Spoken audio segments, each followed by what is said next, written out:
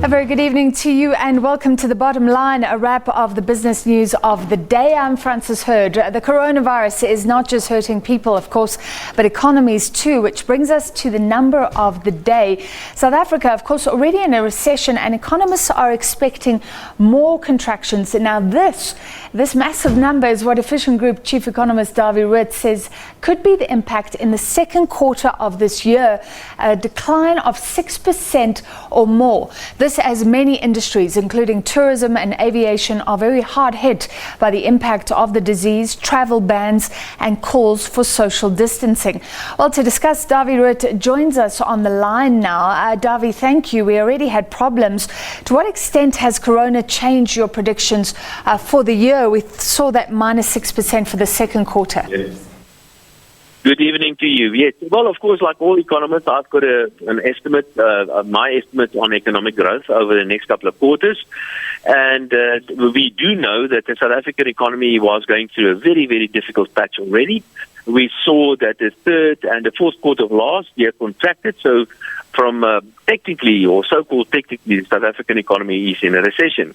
And even before the impact of the virus was included in my estimates, why I thought that the first quarter of this year, and even the second and third quarter of this year, is going to be under some pressure, maybe some positive growth, but my expectation for economic growth for this year was around about 0.5% or less before the effect of the virus. Now, of course, as an economist, I try to figure out what the impact of the virus is going to be on economic growth going forward. And the best that I could do was to make use of my existing models, but on top of that, I superimposed the effect of previous crises on the South African economy.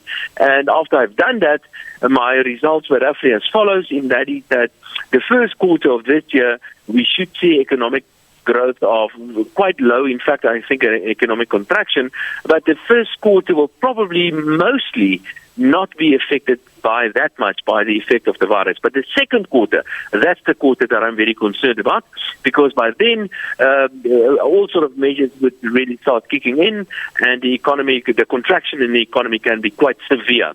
And my expectations, based on previous experience that we've had, is that the economy can quite easily contract by, say, 5% or 6% or so. The third quarter, things should start looking a little bit better, and by the fourth quarter, at the end of this year, the economy should start growing again. If you put all of this together, I expect economic contraction for the year of 2020 of around about maybe 2% or maybe slightly more. My official number at the moment is about 1.8% contraction for the year. So I think what is important to understand is that the way that economic performance is calculated is determined or is affected by things like, for example, the previous quarter, and of course things like, for example, which one of the sectors are affected in different ways and so on. But my expectations is that the second quarter of this year is going to be quite heavily hit, and for the year in total, economic contraction of, let's call it, 10% or so. And you are expecting things to actually get better by the end of the year. What if things actually get worse? If we can't lift travel bans, if nothing changes, could it be even more dismal than the picture you're painting? Well, without a doubt, yes, because we just don't know. So I don't know how long this crisis is going to last. I don't know what sort of measures will be put in place to contain the virus. So I just don't know. So the best that I could do is use my existing model and superimpose what happened in previous crises. And that's exactly what I've done. But if this goes on for another 6 months or so, then of course everything changes. But at the moment, based on my existing model and previous experience, I think economic growth should start getting a little bit better by the end of this year. And it makes sense, because economic growth is something that is calculated from quarter to quarter, and if you have a very weak quarter, like what I've expected in the second quarter, then the third quarter should simply look better from a statistical point of view. But you're absolutely right.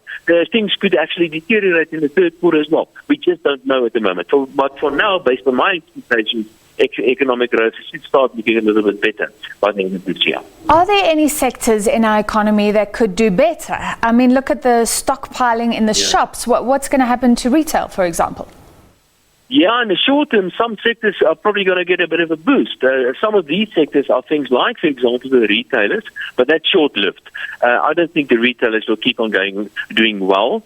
Once we stocked up on baked beans and tin food and all that, then I think people will stop buying all those sort of things, and I think consumption, expenditure, and demand generally, economy will come under some pressure.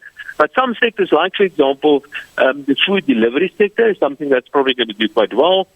Some internet retailers are probably going to do not too badly either. But some sectors, like for example, tourism, obviously, is the sector that is likely to be heavily hit. And some other sectors, like, for example, mining and manufacturing, are some of the sectors that I think could be heavily affected by this virus. Dawie, very quickly, there's been carnage on the markets, but you said it could all get better. Just explain that. Yes, well, South Africa is very attractive. So we've got a very, very weak currency. We have very liquid markets, and this is very, very important. We have very well-regulated and very liquid markets, and we have very attractive yields in South Africa. So I do expect a downgrade, and even after a downgrade, I think foreigners will say, listen, if I want to have a quick bite out of the apple, South Africa is certainly a place to be. I can enter very quickly, very cheaply via a cheap currency. It's a very liquid market and very attractive yields. So don't necessarily think that everything is just going to go down the tubes. That's not the case. I think there are many, many counters and many asset classes in South Africa that are still quite attractive.